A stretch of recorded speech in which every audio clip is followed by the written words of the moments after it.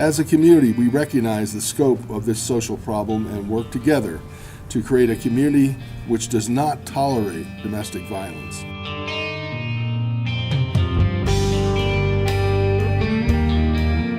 Sandy City, we help families with domestic violence by educating them and getting them connected with services in the community. We do this by providing highly trained officers and victims advocates to those that need it.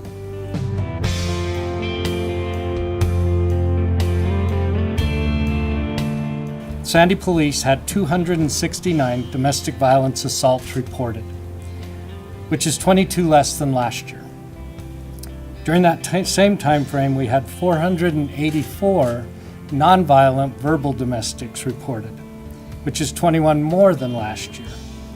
And we had 337 children who witnessed domestic violence in their homes, which is one less than last year. I stand here today not as a victim, but as a survivor of domestic violence. My story goes back to when I was just a child, and my dad dealt with the stresses of life by drinking heavily. I grew up watching my dad beat my mom. I watched my mom make excuses for him and cover up black eyes, bruises, and broken glasses. I was the child crying in the background, wanting to help my mom, but I couldn't.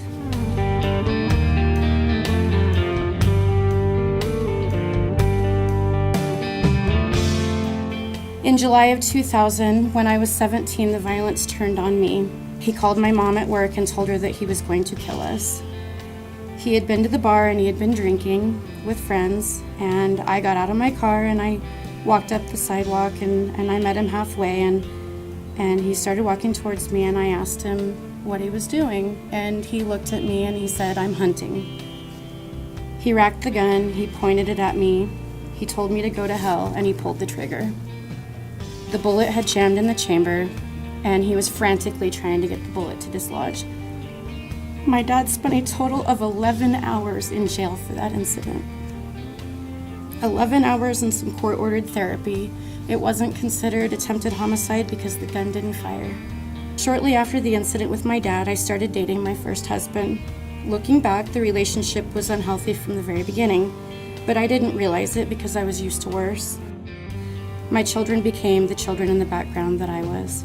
I wasn't allowed to be at the grocery store for too long without there being a huge fight. He would be gone all of the time working but never had money for bills. I was miserable, but I stayed because he didn't hit me. I had been denied a protective order in the beginning because they didn't feel like I was in imminent danger. I filed again, and after an incident in February of 2014, it was approved. I am no longer a victim, but a survivor. I broke the chain of violence for myself and my children, I hope.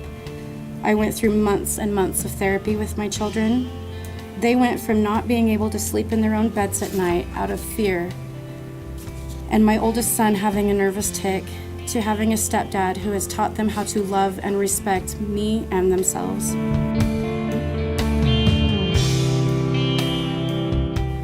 If there's anything at all that I would like to share with other victims of domestic violence, it is get out, stay out, be strong, let people help you. You do not have to do it alone.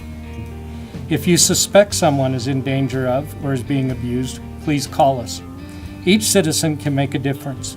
We need to work together to end domestic violence. Remember, it's okay to expect respect from your romantic partner. And you are not alone. Life can be wonderful for you, even though I know you don't see it right now. Change for yourself and change for your children. Thank you.